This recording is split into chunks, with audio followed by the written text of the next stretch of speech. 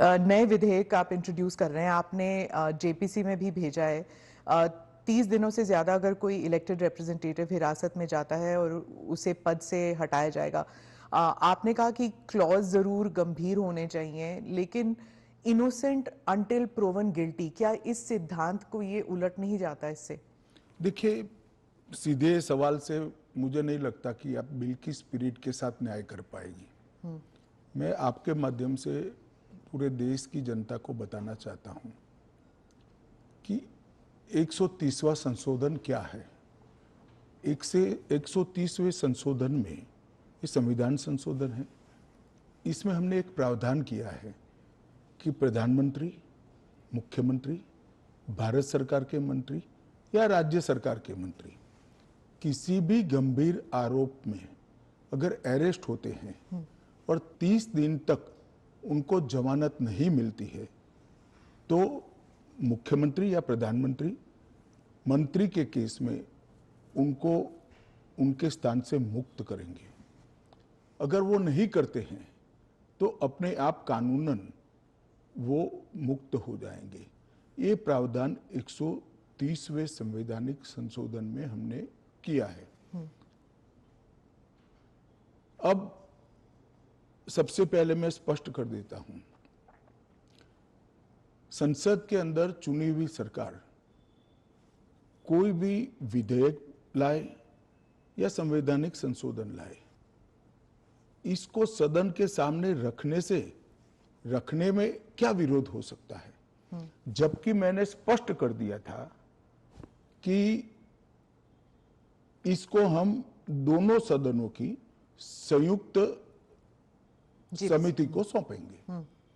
वहां आप आपके विचार व्यक्त कर सकते हैं। और दूसरा, जब इस पर मतदान हो तब आप आपका मत व्यक्त कर सकते हो, क्योंकि ये संवैधानिक संशोधन है तो 2/3 बहुमत चाहिए दोनों सदनों में, जो आपके पास नहीं है या नहीं है वो तो उस वक्त सिद्ध होगा। परंतु उस वक्त आप अपना विचार भी रख सकते हो, वोट भी कर सकते हो। किसी भी सरकार के विधेयक को या संविधान संशोधन को सदन में पेश न होने देना और इस तरह का व्यवहार करना, ये क्या लोकतंत्र में उचित है? क्या देश की पार्लियामेंट के दोनों सदन बहस के लिए है या शोरगुल और हल्ले के लिए है?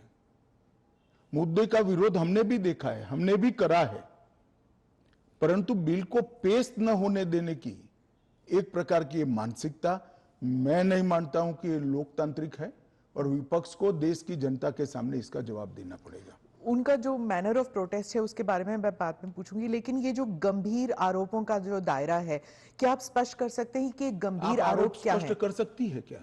हाँ, तो वही मैं आपसे तो जरा पूछिए आरोप। तो क्या आरोप हो सकते हैं? कैपिटल मतलब मर्डर, रेप, ऐसे वाले जो नहीं, पहले विपक्ष का इस बिल में विरोध क्या है वो तत्वतः आप बता सकती है क्या? इसका मूल विरोध का कारण जो विपक्ष ने मीडिया को समझाया होगा, हाँ, वो आप हमें बताइए। तो वो तो कह रहे हैं कि आप इस बिल के जरिए आप जो इलेक्टेड रिप्रेजेंटेटिव है, जिनके पास मैंडेट है और जिनका जनाधार से कनेक्शन है, आप उसको उलट रहे हैं और आप 30 डेज में आप बेल नहीं मिलेगा तो वो हट जाएंगे, और ये तो it is like political suicide या पॉलिटिकल मर्डर। देखिए, इस देश में आज एनडीए के मुख्यमंत्रियों की संख्या ज्यादा है। प्रधानमंत्री भी एनडीए के हैं, श्री नरेंद्र मोदी प्रधानमंत्री। तो ये बिल सिर्फ विपक्ष के लिए क्वेश्चन खड़ा नहीं करता, हमारे मुख्यमंत्रियों के लिए भी क्वेश्चन खड़ा करता है। मैंने जो सुना वो कह रहे कि आपके लोगों के सामने एफआईआर नहीं होती है। ये जनता को गुमराह करे। उनको मालूम है कि किसी भी व्यक्ति के खिलाफ आरोप है तो आप पब्लिक इंटरेस्ट लिटिगेशन के माध्यम से कोर्ट के सामने जा सकते हैं। कोर्ट ऑर्डर करेगी कि इनके खिलाफ एफआईआर करो। अगर ज्यादा ही गंभीर मामले हैं तो कोर्ट मॉनिटर भी करती है। इसमें पक्ष विपक्ष कहां आता है? ये एक सेकंड, मेरी बात पूरी नहीं हुई है। इसमें पक्ष विपक्ष नहीं आता है। और दूसरी बात, इसमें 30 दिन तक जमानत का प्रावधान किया गया है। अगर फर्जी टाइप का केस है, तो देश की हाई कोर्ट और सुप्रीम कोर्ट आंख मूंद कर नहीं बैठे हैं।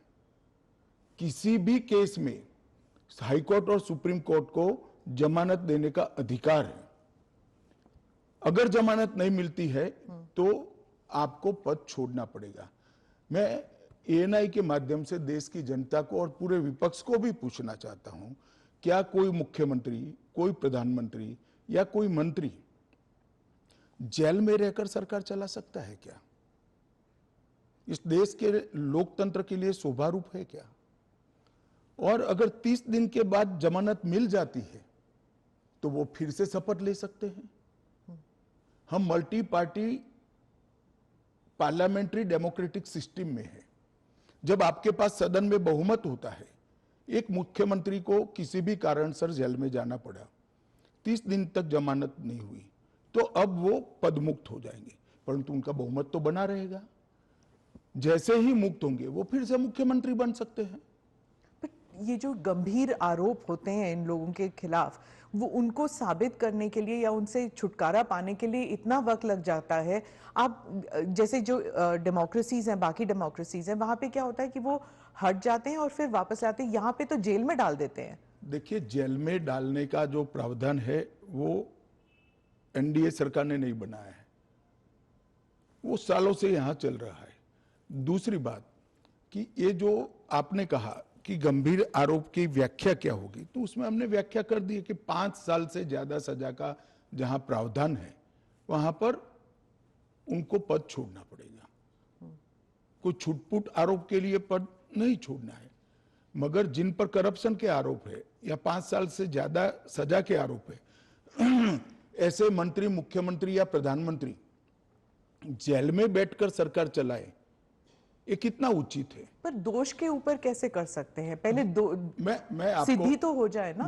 मैं आपको बताना चाहता हूं, आज भी भारत के जन प्रतिनिधित्व कानून जो है उसके अंदर प्रावधान है कि किसी भी चुने हुए प्रतिनिधि को 2 साल या इससे अधिक समय के लिए सजा होता है तो वो अपने स्थान से मुक्त हो जाएंगे सांसद के रूप में। अब उस पर हाई कोर्ट की अपील बाकी है, इस पर सुप्रीम कोर्ट की अपील बाकी है, मगर एक मॉरल ग्राउंड तय करने के लिए कानून आजादी मिली तब से बना है। इस पर भी आर्गुमेंट होता है कि भाई वो हाई कोर्ट से छूट जाएंगे, वो सुप्रीम कोर्ट से छूट जाएंगे, क्योंकि अपील फाइनल नहीं हुई है। तो जैसे ही छूटते हैं उनकी सदस्यता रिवाइव हो जाती है। कई सारे लोगों की सदस्यता समाप्त हो गई और तुरंत रिवाइव भी हुई, ऊपर से सजा का स्टे मिलने के बाद। पर इस दौरान उनका राजनीतिक कुछ नहीं होता है ना सर। सत्येंद्र जैन का देख लीजिए, उनके 4 साल कौन लौटाएगा? उनकी जो पॉलिटिकल लाइफ है वो तो खत्म हो गई ना। नहीं, मगर 4 साल तक उनको जमानत नहीं मिला, केस अभी चालू है। हाँ, तो पर उसके बाद सीबीआई का जो रिपोर्ट है वो कोर्ट ने एक्सेप्ट कर लिया ना। आप भयंकर भ्रांति में हो। जिस एफआईआर में वो 4 साल जेल में रहे, वो एफआईआर में क्लोजर रिपोर्ट नहीं भरी गई है। क्लोजर रिपोर्ट 2022 के केस में भरी गई। जिन 4 केसों में वो जेल में गए थे और लंबे समय तक रहे, वो 4 केसों में सीबीआई ने चार्जशीट किया है और वो ट्रायल फेस कर रहे हैं। मगर आप पार्टी के प्रोपेगेंडा का आप शिकार हो। सत्येंद्र जैन जी को जिस केसों में लंबा समय जेल में रहना पड़ा, वो सारे के सारे केसों में चार्जशीट हुआ है और वो ट्रायल फेस कर रहे हैं। और अरविंद केजरीवाल जो थे, उनका भी ऐसे ही हुआ था, बेल मिला और फिर उसके बाद वो वापस आ गए। क्या यही होने वाला है हर नॉन बीजेपी चीफ मिनिस्टर के साथ? तो आप मुझे एक बात का सवाल जवाब दीजिए। नॉन बीजेपी बीजेपी छोड़ दीजिए, दोनों के लिए समान कानून है, परंतु किसी ने भी जेल से सरकार चलानी चाहिए क्या? आजादी से अब तक कई सारे नेता जेल में गए, कई सारे मुख्यमंत्री भी गए, मंत्री भी गए, और सबने इस्तीफा देकर जेल में गए। अभी अभी एक ट्रेंड शुरू हुआ कि जेल में जाने के बाद भी इस्तीफा नहीं देना। ढेर सारे ऐसे लोग हैं जिन्होंने इस्तीफा दिया। तमिलनाडु के कुछ मंत्रियों ने नहीं दिया, दिल्ली के मंत्री और मुख्यमंत्री ने नहीं दिया, और सरकार के सचिव डीजीपी, मुख्य सचिव इनके पास आदेश लेने के लिए जेल में जाएंगे, ये क्या हमारे लोकतंत्र को दुनिया में सम्मान दिलाएगा क्या? ये मुद्दे पर चिंता, चर्चा होनी चाहिए, नहीं होनी चाहिए? और मैं आज जो कांग्रेस पार्टी इसका मुखर कर विरोध कर रही है, वो कांग्रेस पार्टी के एक स्टैंड को ही मैं कह रहा हूं। जब यूपीए की सरकार थी, श्री मनमोहन सिंह जी इनके प्रधानमंत्री थे और लालू प्रसाद यादव जी इनके मिनिस्टर थे। लालू प्रसाद जी को सजा हो गई, मनमोहन सरकार एक ऑर्डिनेंस लेकर आई कि 2 साल की सजा हो तो भी अपील का स्टेज बाकी है तो उनकी सदस्यता नहीं जाती है। यही मॉरल ग्राउंड था जो आप कोट कर रही हो। तो एक ऑर्डिनेंस लेकर आए कि हम इसको बदल दे रहे हैं। ऑर्डिनेंस से बदलने का कैबिनेट ने प्रस्ताव भी किया। यही श्री राहुल गांधी इसको कंप्लीट नॉनसेंस कहकर सार्वजनिक रूप से प्रेस कॉन्फ्रेंस में फाड़े थे ऑर्डिनेंस को। और देश की कैबिनेट ने और देश के प्रधानमंत्री ने जो फैसला लिया था, उनकी पार्टी के ही प्रधानमंत्री ने जो फैसला लिया था, उसका मॉरल ग्राउंड पर उन्होंने मखौल उड़ाया था। और मनमोहन सिंह एक सॉरी फिगर बनकर रह गए थे पूरी विश्व के सामने। आज वही राहुल गांधी बिहार में सरकार बनाने के लिए सजा हो गई, वो लालू प्रसाद जी को गले मिल रहे हैं। ये ड्यूअल स्टैंडर्ड नहीं है क्या? ये शोभा देता है क्या? 3 चीजों से ये सारे आरोप खारिज हो जाते हैं। एक तो प्रधानमंत्री जी ने स्वयं अपने आप को इसमें डाला है। एक जमाने में कांग्रेस 39वां संविधान, प्रधानमंत्री ने डाला है, पहले नहीं थे क्या प्रधानमंत्री? ना, पहले तो प्रोविजन ही नहीं था। तो जब कानून ड्राफ्ट हो रहा था तो उन्होंने खुद डाला अपना? हाँ, खुद डाला है। पहले 39वां जो संशोधन था, इसमें इंदिरा जी उपराष्ट्रपति, राष्ट्रपति के साथ साथ खुद को भी इनके खिलाफ कोई वैधता नहीं रहती है चुनावी मुकदमों का, एक संविधान संशोधन लेकर आई थी। वो खैर कांग्रेस पार्टी और श्रीमती इंदिरा गांधी की नैतिकता का सवाल है। नरेंद्र मोदी जी अपने खिलाफ खुद संविधान संशोधन लेकर आए हैं कि प्रधानमंत्री भी जेल में जाएगा तो उसको इस्तीफा दे देना पड़ेगा। पर इससे एक एक्स्ट्रा जुडिशियल पावर कह लीजिए, जो भी एक अधिकारी को नहीं मिल जाता कि प्रधानमंत्री से भी ज्यादा सीनियर हो जाता है वो? जी, आप ऐसे बात करिए जिसमें जैसे इस देश में कोई कोर्ट ही नहीं है। पर कोर्ट में डिलेज होते हैं ना सर? ये कानून आने के बाद नहीं होंगे, क्योंकि कोर्ट को तुरंत इंटरवीन करना पड़ेगा। किसी चुने हुए प्रतिनिधि को खारिज करने का प्रावधान हुआ है। मैं तो उल्टा कहता हूं, इससे यस और नो जो होना है वो जल्दी हो जाएगा। तो प्रेशर कोर्ट्स पे होगा डिक्लेयर करने के लिए? प्रेशर होगा ये कहना ठीक नहीं है। हाँ। मगर हमारी कोर्ट भी, पर उसे सुनिए ना, हमारी कोर्ट भी कानून की गंभीरता को समझती है। जब 30 दिन के बाद पद छोड़ना है तो वो उसके पहले इसका फैसला करेगी कि बेल मिलना चाहिए या नहीं मिलना चाहिए। हाईकोर्ट में जब केस गया कि श्री केजरीवाल जेल में है, तब उनको वहां से इस्तीफा देने चाहिए। पब्लिक इंटरेस्ट लिटिगेशन फाइल हुआ। हाईकोर्ट ने कहा कि हम सैद्धांतिक रूप से मानते हैं कि इनको छोड़ देना चाहिए मॉरल ग्राउंड पर, परंतु अभी के कानून में कोई प्रावधान नहीं है। चलिए, अब कानून में प्रावधान हो गया। मेरा बहुत स्पष्ट मानना है, मेरी पार्टी का मानना है, देश के प्रधानमंत्री का मानना है कि इस देश में कोई भी मुख्यमंत्री हो, मंत्री हो या प्रधानमंत्री हो, जेल में रहकर सरकार नहीं चला सकते। पहले भी कई लोगों ने मॉरल ग्राउंड पर इस्तीफा दिया है। लाल कृष्ण आडवाणी जी ने दिया था, येदुरप्पा जी ने दिया था, ईश्वरप्पा जी ने दिया था, जॉर्ज फर्नांडिस जी ने दिया था। कई सारे लोगों ने मॉरल ग्राउंड पर इस्तीफे दिए हैं। कोई जेल में जाकर सरकार नहीं चलाई। इवन हेमंत सोरेन ने दिया था रिसेंट पास्ट में।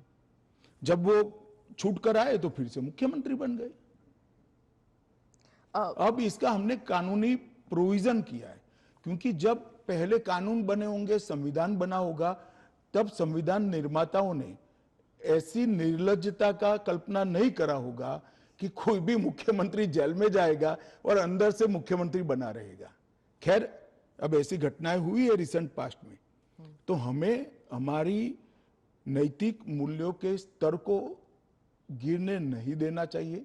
एक कानून नैतिक स्तर के मूल्यों को एक आधार देगा और इससे हमारा लोकतंत्र निश्चित रूप से मजबूत होगा।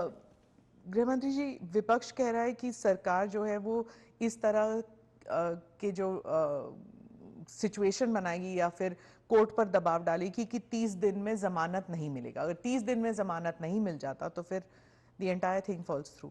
देखिए, ये उनका पद से चिपक रहने के लिए एक अलग प्रकार से बनाया हुआ खूबसूरत आर्ग्यूमेंट है। मैं मानता हूं हमारी कोर्ट्स संवेदनशील है और जब किसी का पद जाता है तो निश्चित रूप से कोर्ट समय मर्यादा में उनकी जमानत के फैसले करेंगे, जो भी होगा उसका। मैं विपक्ष के लिए नहीं लिखा, पक्ष विपक्ष जो भी होगा इसकी जमानत के फैसले तुरंत ही करने की पद्धति भी डेवलप होगी, ऐसा मेरा स्पष्ट मानना है। वो तो कहते हैं कि पॉलिटिक्स ऑफ वेंडेटा होगा, क्योंकि जो इन्वेस्टिगेटिंग ऑफिसर है, जो पुलिसिंग है, वो सब सेंट्रल के कमांड में आ जाता पूरी है। चीज में से आपकी सरकार है नहीं, तो फिर पूरी मैं आपसे चीज में से पूछूंगी। कोर्ट को बाहर ही रख रही हूँ। तो कोर्ट जाने से पहले इन्वेस्टिगेशन भी तो होगा ना। इन्वेस्टिगेशन तो पुलिस के हाथ मैं में है। समझ गया, इन्वेस्टिगेशन हो गया, गलत हुआ, मान लीजिए आरोप भी मान लीजिए, अरेस्ट भी गलत हुई, तो 30 दिन में कोर्ट कहेगा अरेस्ट गलत है। और वेंडेटा की बात कांग्रेस पार्टी कर रही है, इनको शोभा नहीं देता जी। पर ये फिर वही पॉलिटिक्स की बात हो गई ना, क्योंकि आप कह रहे हैं कि इतने सारे राज्य हैं जहां पर कांग्रेस बीजेपी के चीफ मिनिस्टर्स हैं, लेकिन वो तो टारगेट में नहीं होंगे। वो तो कह रहे हैं कि जहां पर बीजेपी की सरकार नहीं है वहां के चीफ मिनिस्टर्स को आप टारगेट बनाएंगे, खासकर ये जो इंडिया अलायंस के जो चीफ मिनिस्टर्स हैं। देखिए, मैं अभी भी कहता हूं कि भारतीय जनता पार्टी और एनडीए शासित जो राज्य हैं वहां कोई भी करप्शन या हमारे मंत्री या मुख्यमंत्री के खिलाफ केस है, उनका आरोप मान लीजिए, मानने के लिए ये फर्जी आरोप है, मगर एक सेकंड के लिए मान लीजिए कि कानून का काम नहीं करेगा, तो कोई भी व्यक्ति कोर्ट के सामने जा सकता है और कह सकता है कि इनके सामने एफआईआर दर्ज करने का आदेश दीजिए। और जब उनकी सरकार थी और वो ऐसा करते थे, तब बहुत सारी जांच कोर्ट के आदेशों से शुरू हुई है। यूपीए 2 में कम से कम 12 केस में गिना सकता हूं जहां कोर्ट के ऑर्डर से सीबीआई की जांच हुई है और सारे लोग फंसे हैं।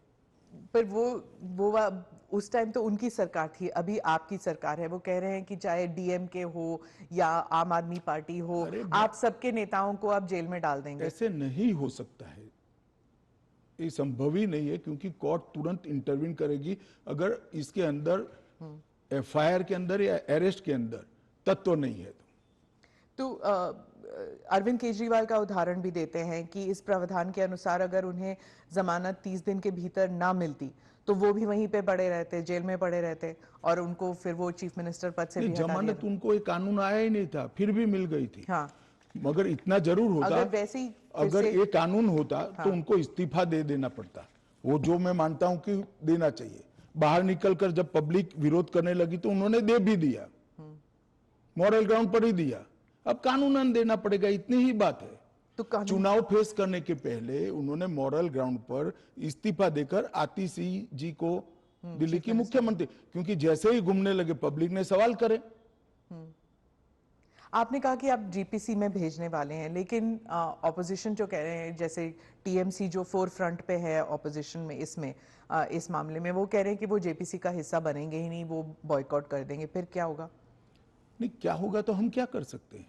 तो फिर वो कानून ले आएंगे फिर। तो उनको कौन ना बोल रहा है कि आप मत बनो? क्योंकि हम कह ही रहे हैं कि आप बनिए। आप अगर पार्लियामेंट चलाने के जो नियम बने हैं वो नियम को भी स्वीकार नहीं करोगे और आप कहोगे कि हमारी इच्छा है वही फाइनल हो, भले हम विपक्ष में हैं, ऐसा नहीं हो सकता। सरकार उनको मौका दे सकती है, अगर वो मौके का स्वीकार नहीं करते हैं तो हम क्या कर सकते हैं? हम तो रिसीविंग एंड पर हैं। क्योंकि वो रिसीविंग एंड पे हैं आप। निश्चित रूप से अगर जेपीसी बनाने का निर्णय होने के बाद भी वो जेपीसी का बहिष्कार करते हैं तो सरकार के पास विकल्प क्योंकि क्या वो होगा? कह रहे हैं कि आप सिर्फ उनका स्टैंप चाहते हैं, ये तो संविधान की हत्या है ये बिल। ऐसा नहीं है। जेपीसी में अनेक साक्ष्य बुलाए जाते हैं, सार्वजनिक जीवन के भी बुलाए जाएंगे। आप एप्लीकेशन करोगी तो आपको भी बुलाएंगे, आपका रिकॉर्ड होता है, और वो सारे दलीलों का, साक्ष्यों के दलील का काट कर कर रिपोर्ट तैयार होता है, और वो रिपोर्ट के आधार पर बिल को बदला जाता है। तो पूरी पार्लियामेंट की संवैधानिक प्रक्रिया को ही सिरे से खारिज कर दें। फिर तो आप ऐसे भी कह सकते हो कोई भी कानून हम पास नहीं होने देंगे, हम विरोध करेंगे। कि महत्वपूर्ण बिल है, सभी पार्टियों के सदस्यों की राय पार्टी से कंसल्ट कर कर एक कंसीडर्ड राय जेपीसी के सामने आनी चाहिए। और अगर जेपीसी नहीं आता, अगर वो बहिष्कार करते हैं, तब क्या होगा? तो कुछ नहीं होगा, जेपीसी अपना काम करेगी। तो कैसे काम करेगी अगर बहिष्कार कर रहे हैं? तो फिर तो पूरे ऑपोजिशन के बगैर तो मौजूदा लोग काम करेंगे। कल को आप अगर ऑपोजिशन अभी से लेकर 4 साल तक कोई काम में सहयोग नहीं होता है, देता है, तो देश नहीं चलेगा क्या? स्मिता जी, ऐसे नहीं चलता है। हम इतना ही कर सकते हैं कि उनको बोलने का मौका दे, उनको बात रखने का मौका दे। अगर वो अपनी बात रखना ही नहीं चाहते हैं, अगर बोलना ही नहीं चाहते हैं, तो देश की जनता भी तो देख रही है ना चीजों को। विपक्ष का यही कहना है कि आप हमेशा कह रहे हैं, इस बिल को लेकर कह रहे हैं कि जुडिशरी डिसाइड करेगा, जुडिशरी। लेकिन जुडिशरी में सारे केसेस इतनी लंबे तौर पर विलंबित होती केस हैं। नहीं चलते हैं। और एक सेकंड, जुडिशरी में बेल के केस कभी भी, मेरे अलावे किसी भी बेल का केस सुप्रीम कोर्ट में 5 दिन से ज्यादा नहीं चला है। पर ये इरिवर्सिबल हो गया ना, ये जो केसेस हो जाते हैं, अगर उनको पद छोड़ना पड़े तो ये इरिवर्सिबल हो गया ना, जमानत मिलने के बाद वो फिर से ले सकते हैं। हमारा इतना ही है कि जमानत नहीं होती तब तक आप जेल से सरकार नहीं चला सकते। तो चलो, जमानत मिलने में 30 की जगह 40 दिन हुआ, तो 40 दिन के बाद आप शपथ ले सकते हो। इसमें कोई जुडिशियल प्रोविजंस हैं क्या इस बिल में कि थोड़ा बहुत एटलीस्ट सुरक्षित महसूस करे एक यही सबसे बड़ा सुरक्षित महसूस करने का कारण है कि 30 दिन के बाद अगर आप इस्तीफा देते हो, उसके बाद में आपको जमानत मिलती है, जब चार्जशीट हो जाए वगैरह वगैरह, और जमानत अगर मिलती है तो आप शपथ ले सकते हो। इससे असुरक्षित होने का कोई भाव रखने का लोगों के कारण नहीं। नजरिए में आप ऑलरेडी गिल्टी साबित हो गए ना, अगर आपको इस्तीफा देना है, फिर से इलेक्शन लड़ना है। ऐसा है, इसके पहले कितने स्टेज आते हैं पहले आप जान लीजिए। सबसे पहले एफआईआर होती है, और सीबीआई है तो पीई होती है, प्रिलिमिनरी इंक्वायरी होती है। एफआईआर होती है, एफआईआर पर आप स्टे ले सकते हो। उसके बाद में आपकी पूछताछ होती है, इस पर भी स्टे ले सकते हो। इसके बाद में आपका समन निकलता है, उसके बारे में भी आप स्टे ले सकते हो, और अरेस्ट पर भी स्टे लेते हो, और अरेस्ट होती है तो फिर जमानत के लिए अप्लाई भी कर सकते हो। ये 5 स्टेज आते हैं, रातों रात कुछ नहीं होता। मगर करप्शन में अगर आकंठ आप डूबे हुए हैं तो फिर तो अरेस्ट भी होगी, जेल में भी जाना पड़ेगा, इस्तीफा भी देना पड़ेगा। फिर भी अगर बाद में जमानत होती है तो आप फिर से शपथ ले लो भाई। मगर एक बात आप मुझे ये बताइए, क्या एज अ सीनियर जर्नलिस्ट आप इस चीज को ठीक मानती है? क्योंकि अभी तो नरेंद्र मोदी जी है तो ऐसा सवाल ही नहीं है, परंतु कभी भी देश का प्रधानमंत्री जेल में जाए तो जेल से देश का प्रधानमंत्री सरकार चलाए, वो ठीक मानती है क्या? देश का मुख्यमंत्री जेल में रहकर सरकार चलाए, वो ठीक मानते हैं क्या? क्या इस देश में ऐसी मान्यता है कि जो व्यक्ति पद पर बैठा है इसके अलावा देश चलेगा ही नहीं? भाई, आपके दल का बहुमत है, आपके दल का कोई अलग व्यक्ति आकर शासन चलाएगा। जब आपका बेल हो जाए आप जरूर चले जाइए वहां पर। मगर हमने कोई एक लेवल रखना है। फिर तो 2 साल के बाद सदस्यता भी क्यों जानी है? क्योंकि ऊपर अपील का अधिकार है, वो निर्दोष छूट सकते हैं। क्यों जानी चाहिए 2 साल? और वो कांग्रेस के समय में प्रावधान हुआ है कि अगर 2 साल से ज्यादा सेशन कोर्ट्स में जेल होती है 2 साल से ज्यादा समय के लिए कैद का ऑर्डर होता है तो आपकी सदस्यता अपने आप समाप्त हो जाती है। गृहमंत्री जी, मॉनसून सेशन में हमने देखा कि विपक्ष ने आप पर भी आरोप किया कि आप भी जेल गए थे, आप पे भी आरोप हुआ था।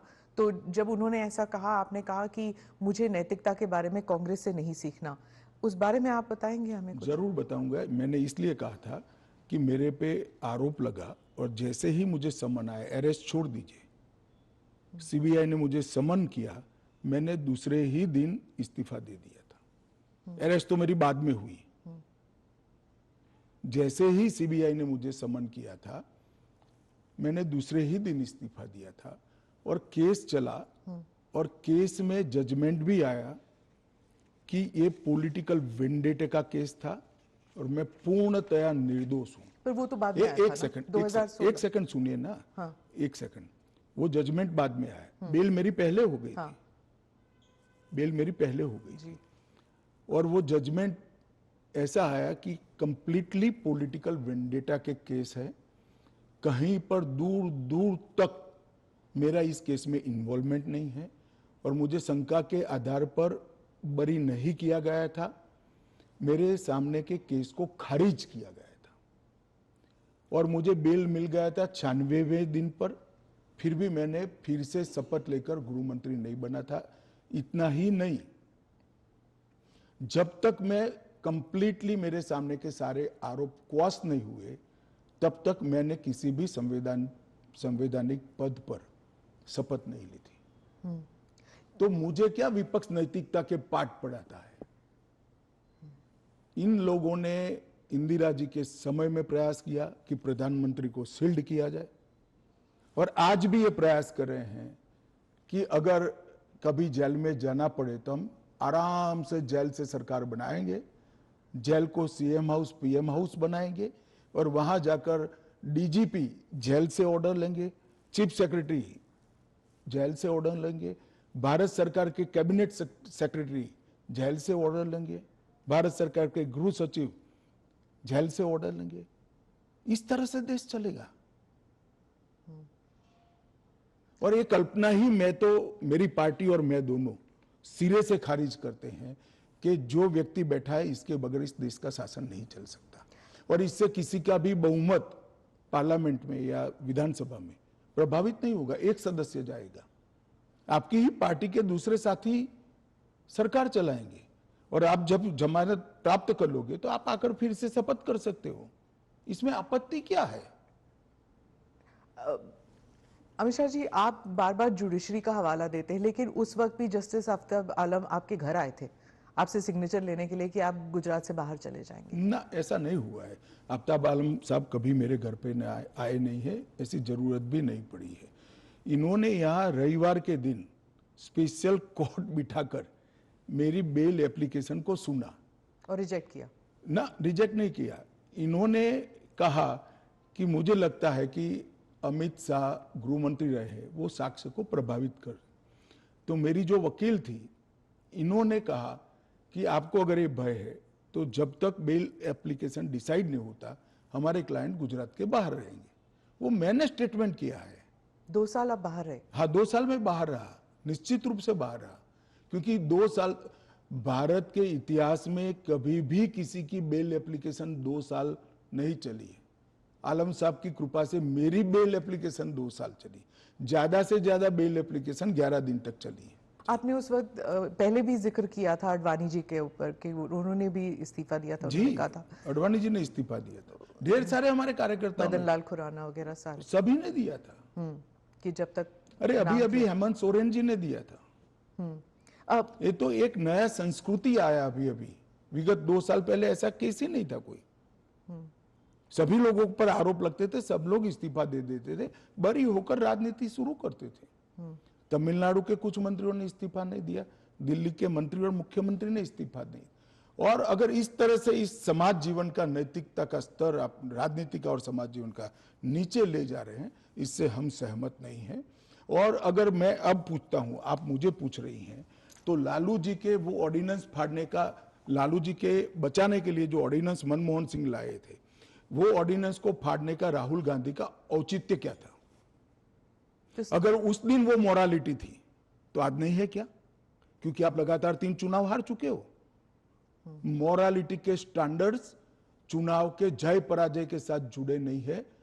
मोरालिटी के स्टैंडर्ड सूर्य और चंद्र की तरह हमेशा अपनी जगह पे स्थिर रहने चाहिए। तो क्या आप कह रहे हैं कि राहुल गांधी कॉम्प्रोमाइज हो गए हैं आरजेडी के लिए? नहीं, मुझे कहने की कहां जरूरत है।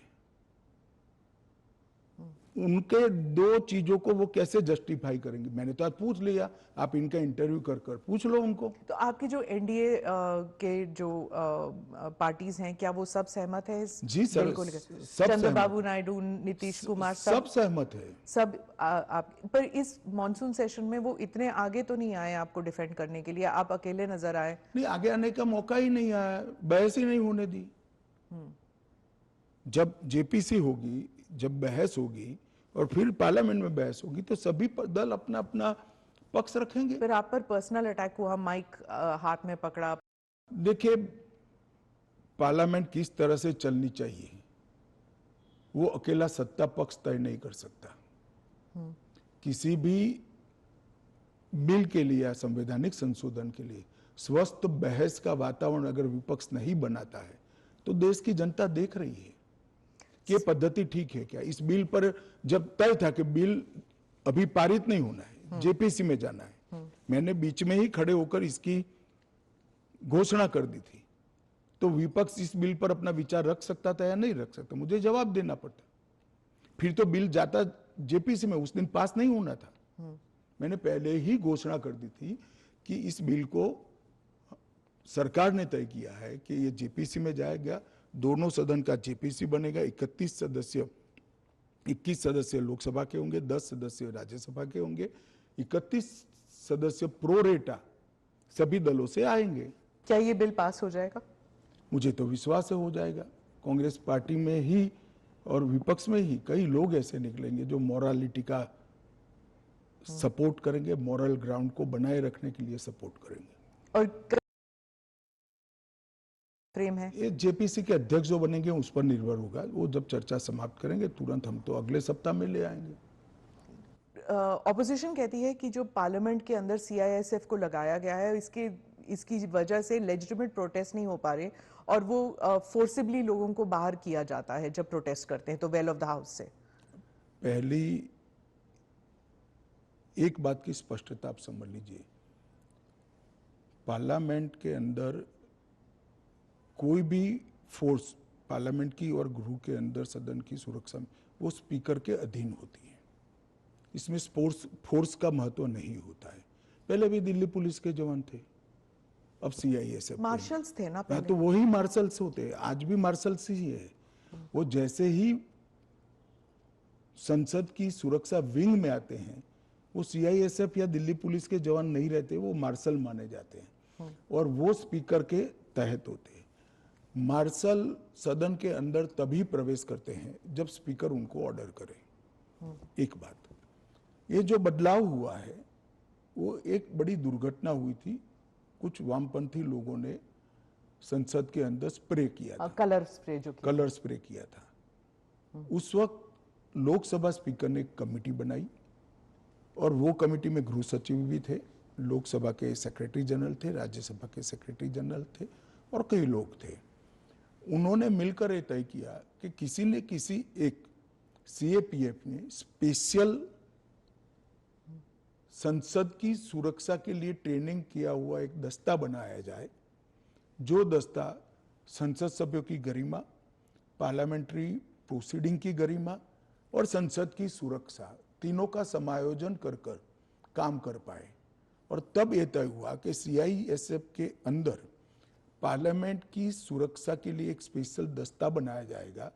जो पहले दिल्ली पुलिस के लोग मार्शल के रूप में आते थे, उसी तरह से मार्शल के रूप में सभापति और स्पीकर के अंतर्गत काम करेंगे। पर ये एक सेकंड, वो संसद की बाहरी सुरक्षा को भी सुनिश्चित करते हैं और आंतरिक मार्शल का काम भी वो करते हैं, क्योंकि संसद के अंदर हथियार ले जाने की अनुमति किसी भी सुरक्षा कर्मी को नहीं है। पर ये पैरामिलिट्री हो जाता है ना ट्रेनिंग उनकी। दिल्ली पुलिस क्या होता है, वो भी पुलिस होता है, वो भी मेरे ही अंडर आता है। इनको बहाना चाहिए और वो एक प्रकार की भ्रांति जनता में खड़ी करना चाहते हैं, मगर वो निश्चित रूप से सफल नहीं होंगे, क्योंकि जनता से सीधा इंटरेक्शन उनसे कई गुना ज्यादा हमारा है।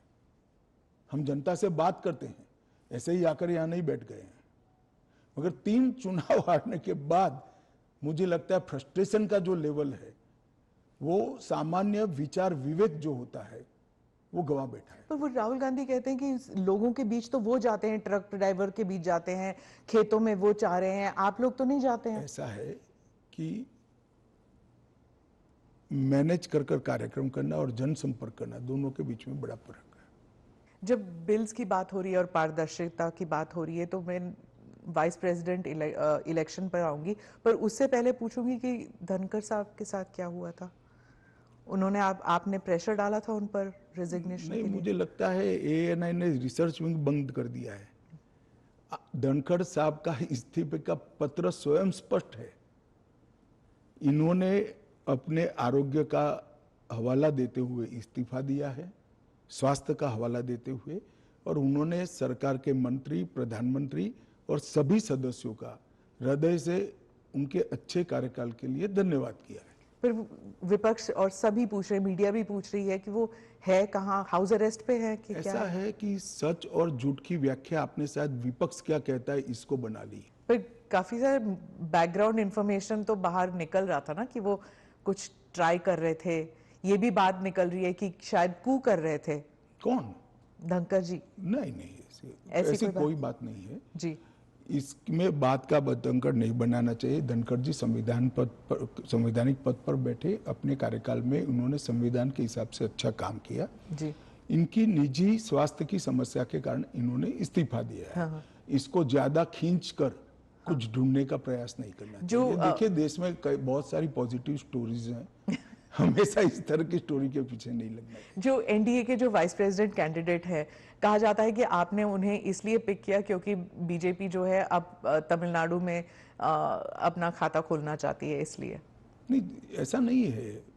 हम पहले भी तमिलनाडु में साथियों के साथ चुनाव लड़े हैं। हमारी यहाँ बहुत सारी सीटें भी आई है, ऐसा नहीं है। कहीं से भी पिक करोगे तो ऐसे कारण बनाकर पूछा जाएगा।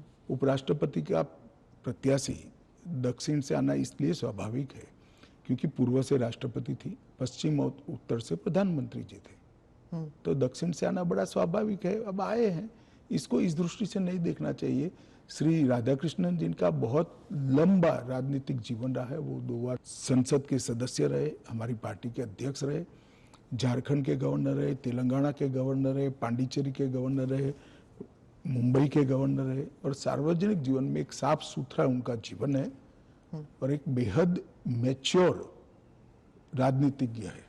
तो कई सारे एक्सपर्ट्स कह रहे हैं कि उनका चुना ये भी है कि वो आरएसएस के साथ उनका कनेक्शन है, इसीलिए ये तो ढेर सारे लोग, प्रधानमंत्री जी स्वयं का आरएसएस के साथ कनेक्शन है। धनखड़ जी का नहीं था ना? सुनिए ना, मेरा भी है। तो हम लोगों का चयन देश ने इसलिए किया है कि हम आरएसएस से। आरएसएस के साथ कनेक्शन होना कोई माइनस पॉइंट है क्या? आप बताइए। जरा भी नहीं है। अटल बिहारी वाजपेयी जी भी आरएसएस से कनेक्टेड थे, श्री अडवाणी जी भी आरएसएस से कनेक्टेड थे, मोदी जी भी है, मैं भी हूं, राधाकृष्णन जी भी है। और जो इंडिया अलायंस के जो कैंडिडेट है, उनके बारे में आपने कहा कि उन्होंने एक समय था जब उन्होंने मेरे कहने से क्या होता है, वो तो सुप्रीम कोर्ट का रिकॉर्ड है। सलवा जुडम को इन्होंने खारिज कर दिया। आदिवासियों का आत्मरक्षा का जो अधिकार था उसको उन्होंने समाप्त कर दिया। इसके कारण इस देश में नक्सलवाद 2 दशक ज्यादा चला है। उस वक्त नक्सलवाद अंतिम सांसें गिन रहा था, क्योंकि जो आदिवासी थे, जो बच्चों को पढ़ाना चाहते थे, जिनके यहाँ रोड नहीं पहुंचता था, इससे परेशान थे, जिनके यहाँ स्वास्थ्य सेवाएं नहीं थी, वो परेशान थे। उन्होंने खुद की रक्षा के लिए सलवा जुडम बनाया था। इसको सुप्रीम कोर्ट ने खारिज कर दिया। ये तो सुप्रीम कोर्ट का रिकॉर्ड है, इनका जजमेंट है। और इसके बाद जो स्कूल तबाह हो गए थे नक्सलियों के कारण, वो स्कूलों में सीआरपीएफ और सुरक्षा बल बैठे थे। रातों रात एक ऑर्डर करके सबको बाहर कर दिया। कई जगह हमले हुए सुरक्षा बलों पर। ये दोनों जजमेंट, इसका जवाब श्री सुदर्शन रेड्डी से ज्यादा राहुल गांधी ने देना चाहिए। कि उन्होंने क्यों पिक किया? जी, मैं तो मानता हूं यही क्राइटेरिया रहा होगा। नक्सल को सपोर्ट करने के लिए? नहीं नहीं, वामपंथी विचारधारा, और इसलिए ये जजमेंट से निश्चित रूप से नक्सल प्रोटेक्ट हुए हैं। तो क्या वाइस प्रेसिडेंट इलेक्शन भी अब it will be polarising factor? पहले भी नहीं होता। पोलराइजेशन क्या है? जब आप इतना बड़ा आरोप लगा रहे हैं कि और पोलराइजेशन अगर होगा भी तो किस मुद्दे पर होगा? देश की सुरक्षा के मुद्दे पर होगा। मैं मानता हूं देश की सुरक्षा पर सांसदों ने विचार करना चाहिए या नहीं करना चाहिए। एएनआई के साथ बात करने के लिए धन्यवाद। आपका धन्यवाद।